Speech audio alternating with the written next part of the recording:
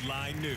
Whenever Elon Musk gets that up and running, Yeah, SpaceX. Are you gonna take a trip? No, but I know a sales guy over there. I don't know Elon Musk, and it's not far from my house. Although I think they're moving. Don't they want to move to Texas or something because it's too expensive here? I haven't been keeping up because I don't have my dollars in line to pay for a ticket yet. But I would go to space. Oh God, no.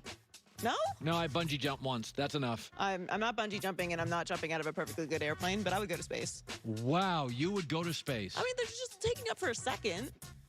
I don't know. I don't know about that, Joy. I think it'd be kind of cool. I don't know. I feel like I've taken bigger risks. I've gone to the Space Needle a half dozen times. That is enough. That's as high as I need to go. I did a hot air balloon one time. Not doing Are you afraid of heights? I'm not afraid of heights. I'm uncomfortable being in a hot air balloon at 900 feet. Yeah, I'm not doing a hot air balloon either. Well, that's all I know is space is 10 times higher than a plane and a hot air balloon. It's pretty high up there, yes. So the Cowboys needed Zeke to step up in the absence of Dak Prescott this week. That did not really happen. He rushed for 49 yards on 12 carries, fumbled twice in the 38-10 blowout loss to the Cardinals. Zeke says he's focusing on correcting his fumbling problem, but there's not really a singular answer for it. I just got to lock in and focus. I don't think there's a specific answer. All I can do is give myself more, just watch as much film as I can, gather as much information as I can, and try to use that to help me. But I don't think there's an exact answer on how to fix, these fumbling problems I've had this year. In 6 games, he's fumbled 5 times, lost 4. He lost 2 of his 3 fumbles in the 2019 season. Some guys, Adrian Peterson has always fumbled, never corrected it. Tiki Barber had a fumbling problem, corrected it. So it is correctable, but some guys just fumble more. I agree with him, though. I don't think it's one single thing. Like, it can be your hands need to get stronger. Maybe you need to focus more. Maybe you're carrying the ball in a specific way that's more vulnerable. Like, there are things you can tweak. Well, here's why we know you can teach it. Because Patriot running backs never fumble. The New England Patriot running backs have the fewest fumbles in the last 20 years, so clearly you can teach. It's not like they just draft guys who don't fumble. Zeke didn't used to fumble much, and now he fumbles, so it's probably sloppy. It's a coaching thing. Just like quarterbacks sometimes, the mechanics. Matt Stafford is, his mechanics. You got to stay on Matt Stafford. Cam, sometimes you got to stay on certain guys with their mechanics. Brady's are great. Russell Wilson's are great. They both work on it. They're just fastidious. But the same with the running backs, I would imagine. Some guys get bad mechanics, they get sloppy, and the fumbles go up. On top of all of the other things that the Cowboys have to worry about this year, they probably would like Zeke to get this together. They need him to get going. They're in a pick'em game this weekend against Washington. Which way do you go on that? I'm going to stick with the Cowboys just a little bit longer. So look at the Goulet is the cynic. So, Goulet, you take Washington? Yeah. They have a good pass rush. The Cowboys' O-line, as bad as it is, actually got worse. Their left tackle got hurt. So, So, Andy Dalton under pressure. Good luck with that. All right. I'm gonna stick one more week. Okay. I'm gonna be strong for one more week. But the funny thing was, not only did Dallas lose to Arizona, Joy, Arizona didn't play great. It was not a great Arizona performance, and they rolled them in Dallas. So that's what's scary is that they're getting blown out by teams not playing particularly well. That's why tonight's game with the Giants and Eagles is so important. Like, this division is wide open. Now, obviously, nobody thinks that whoever gets out of this division is going to make any noise in the playoffs, but it still is something to build on. If Joe Judge wins the division his first year, no OTAs, Saquon Barkley out, that is a great first year as a head coach in New York. Absolutely. Great. So the Steelers are rolling this season, starting 5-0 for the first time since 1978 with the return of Big Ben. Juju Smith-Schuster's numbers were expected to rise. Instead, he's second on the team to rookie Chase Claypool with only 194 receiving yards so far, but he is not worried about his stats as long as the team is winning. People was talking about, you only got me 2 points this week for fantasy. I was like, well, I mean, I'd rather have 2 points and be 5-0 than to be 1-4 and to have 25 fantasy points. So I'm having fun all the time, whether I get the ball or not, whether I get 2 catches for 10 yards, whether I get 6 catches for 60 yards. For me, it's more so about, the team, the atmosphere. Juju is a great team guy, and obviously this is the right. By the way, I'm going to just say this. I'm in 3 fantasy leagues this year. Please stop telling athletes about how they did in your fantasy team. It is so nerdy. Stop. Please stop. Nothing is nerdier. It's nothing. I can't think of a single thing worse. No one cares about your fantasy team.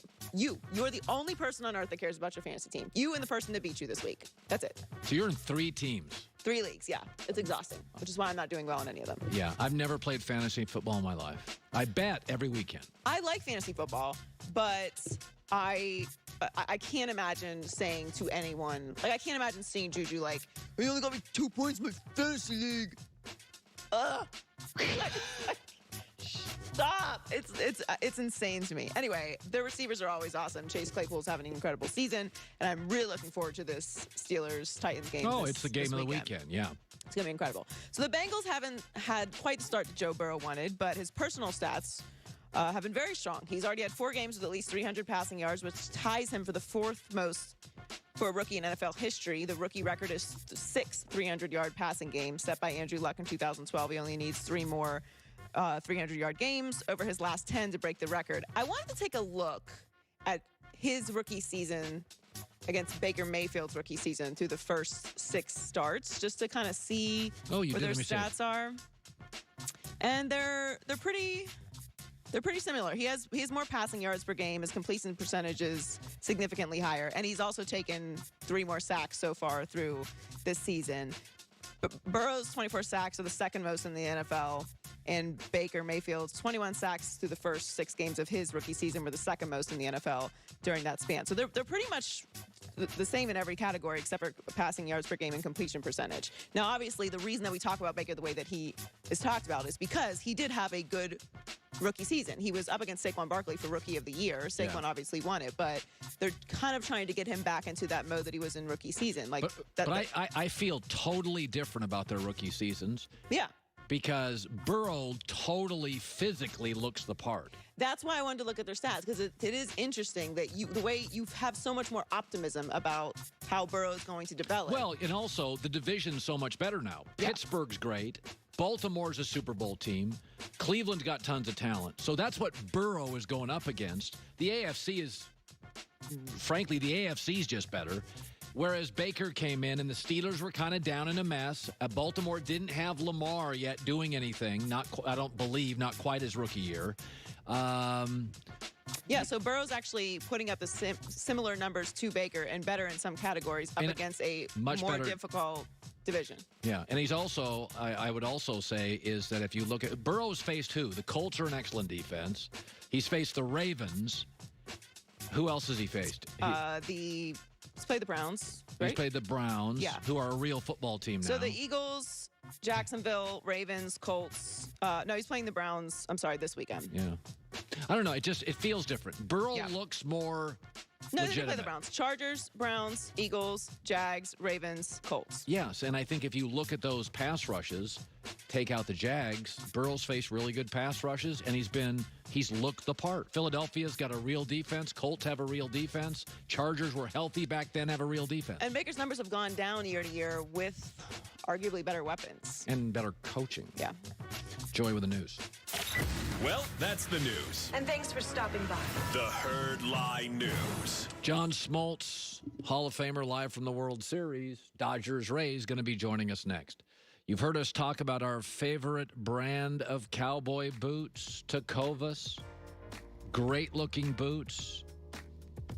Made by hand in Mexico. There is no middleman with Tecovas. They make them, you buy them. Middleman doesn't jack up the prices. Keeps them competitive. Austin, Texas-based. This is not a cowboy costume. These are cowboy boots you can wear out of the town, or you can wear them to work.